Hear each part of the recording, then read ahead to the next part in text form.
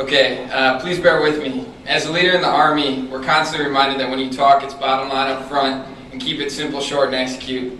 So as I make this transition to becoming a civilian, I'm reminded from my beautiful wife that it's okay to slow down and have a little fun in a speech like this. An issue many families are facing in today's tough economy is why private schools. My parents have worked hard their entire life to provide for me and my siblings, and they've done an amazing job doing that. Still, high school tuition was quite a sacrifice for them financially, especially as they prepared for future college tuition assistance.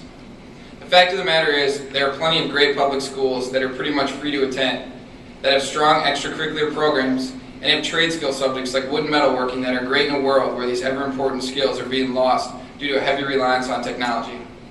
My aim over the next 10 to 15 minutes is not to debate either of the two being better than one another. More so, my hope is to portray the value I've gained through my Catholic school experience, primarily that of Cotter. I also want to share how unique that education truly is and why it's important that we keep it going. The easiest way to start is to simply tell my story, and through that show why I couldn't be where I am today without a foundation like the one Cotter provided. It still seems like just yesterday I was walking through Roger Bacon, but it was almost a decade ago, and things have happened to me over those years, so let's start at the beginning. Throughout my scholastic history, my parents have been constantly told, Luke has a lot of potential. I have no doubt he can be an A student with the right effort. Getting A's was never a goal of mine and therefore was never a priority. In fact, if you would have asked me my main concerns at 17, I would have wholeheartedly named football, track, lifting, and hanging out with friends in that order probably. However, I love my Cotter experience. The teachers connected with the students, the facilities were amazing. You had the ability to be someone within the community, not just simply a number. And there were opportunities it was able to present after high school that seemed promising. My views at that time were relaxed and immature. I knew the effort it took to get B's and was content with that. I was happier getting those passing grades and concentrating on sports and friends. College was an assumption, and it was so mysterious a step that I really cared less where I went as long as I was able to branch out of Winona and see the world. Potential was a word that I had come to dislike because it meant a rekindled interest in my studies from my parents after every parent-teacher meeting. It wasn't until my senior year that I got a strange itch. I decided that I wanted to be a part of something bigger, much bigger in fact. The invasion in Iraq had kicked off, and I didn't know how, but I wanted to be a part of that. I knew nothing about politics, and the World Trade Center was an attack that I didn't understand the significance of. I was young, and I wanted a calling. The self-sacrifice that I imagined a soldier experienced was one that I wanted to experience as well. I decided to go out and do one of the most stressful things a child can do to their parents, enlist for a deploying army. I was a recruiter's dream. I did not have a plan, and I told them that I just wanted to get involved. Basically set them up. Fortunately, I was still at Cotter, so the National Guard was looking like my only option until I graduated, then I would head to active duty. This idea floored friends and family. I had heard from multiple people that they couldn't believe I wanted to do something like that and they couldn't see me in the Army. Fortunately for my personality type, those type of comments are the biggest motivators for me. So I came home with paperwork in hand to a mother and father that were trying to figure out what they could possibly say to make me change my mind. It wasn't that they didn't want me to serve, they simply feared for my safety and also wanted me to experience college and the outside world first. I believe I heard the term informed decision about 50 times that night. Fortunately, they talked some sense into me and I accepted my scholarship to the University of Minnesota ROTC program. What they would later tell me is that they expected me to come home that winter wanting out of ROTC because I would be getting yelled at constantly and roughed up all the time. For those of you who do remember me in that summer transitioning to college, I had long hair and a beard, so they didn't really expect it to go that well. What they didn't expect, however, was for me to come home clean cut and not only saying that I liked the discipline and hard life of it, but that I wanted to be one of the ones in charge. I fell in love instantly. I quickly found role models and started boring my friends with stories of being in the woods, in the rain, navigating at night on foot, shooting, rappelling, and learning how to hone my leadership abilities. Something happened in ROTC that I didn't realize until leaving. I've been challenged, really challenged for the first time in my life, and I had quickly risen to be one of the top performers in the class. People gravitated towards me and I constantly got peer and command reviews stating that I could be relied on for the tough work. I knew this Army thing was for me. After commissioning, I was immediately sent to officer basic training to become a combat engineer. Some big realizations started to take place. Whether or not I was ready, I was about to be in charge of 20 to 30 people in combat, and I was going to be looked at for direction. Fortunately, I had strong peers and quality leaders, and they helped expand on my leadership foundation that I had from high school and ROTC. Again, the same results happened, but I didn't realize they were taking place at the time. I ended up graduating in the top part of my class and became a member of an elite training group within the class and earned a spot to a prestigious school. I still felt like I was simply doing what I had to do, but I started to notice that opportunities were presenting themselves. I was slowly separating from many of my peers, and although I didn't always seem to have the answers, people were starting to look for me for them. Upon graduation of officer basic training, I linked up with my unit downrange deployed to Iraq. I remember being dropped off at the forward operating base at 2 a.m. in the middle of the desert from a Black Hawk helicopter. Now, for those of you who haven't experienced a military helicopter ride, the rotor wind is so violent and so loud that when standing next to the crew chief, he or she can barely hear you, even when screaming at the top of your lungs.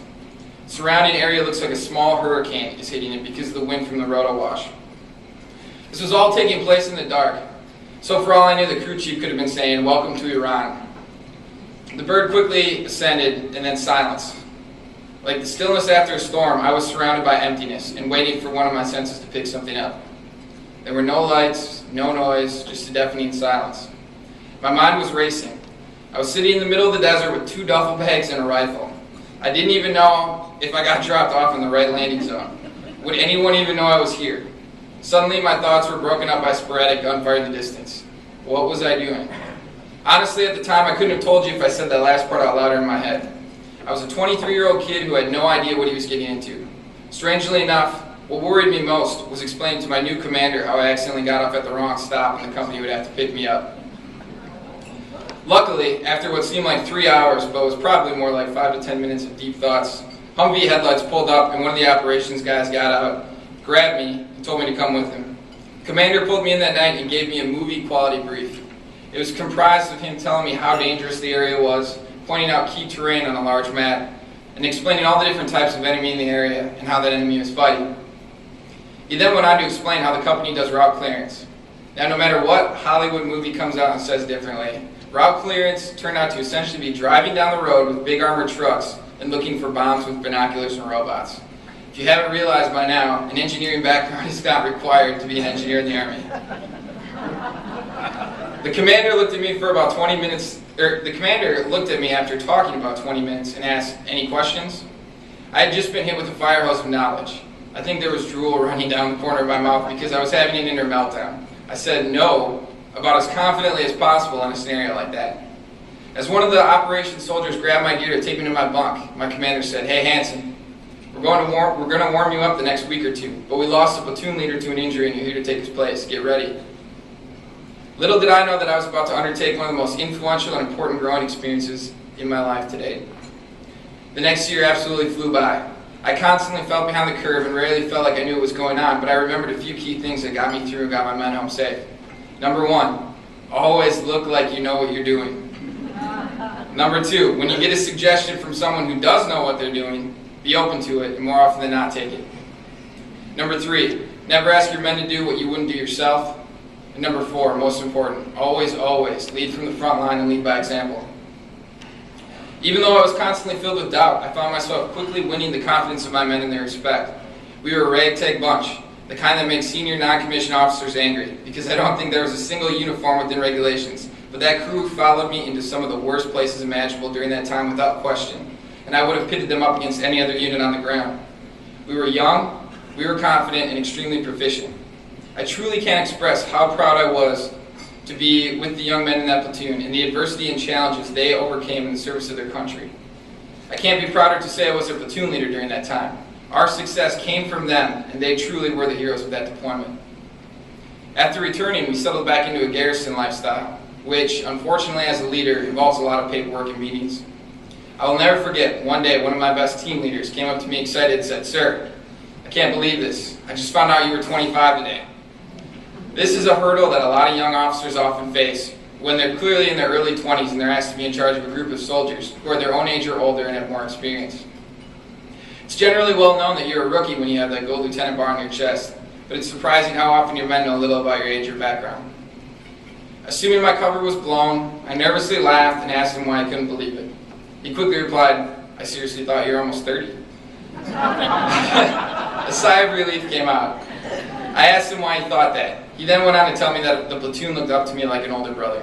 This was one of the greatest compliments a young platoon leader can give.